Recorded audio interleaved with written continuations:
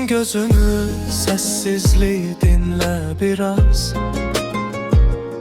Koy ruhun azad olsun, etsin pervaz.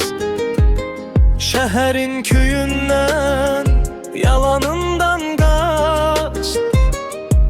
Öz içindeki o gizli kapını aç.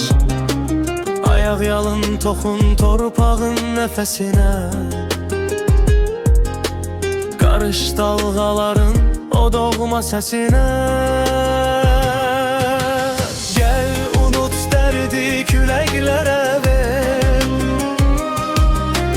Hayat bir andır, sen sevince yer ver.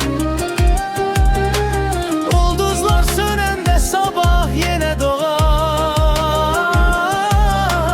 Bir damla ümit bütün gemi boğar.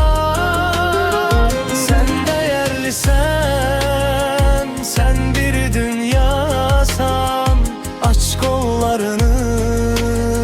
Sen bir rüyasan, gökyüzü her zaman seninle gelir. Bulutlar gelir ama sonra çekilir. Kederde bulut tek gelip geçicidir. Senin iraden ondan daha güçlüdür.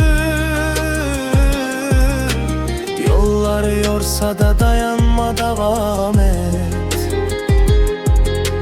Her yeni adımda min bir hikmet var. Gel unut derdi küleklere ver. Hayat bir andır, sen sevince yer ver. Sabah yine doğar.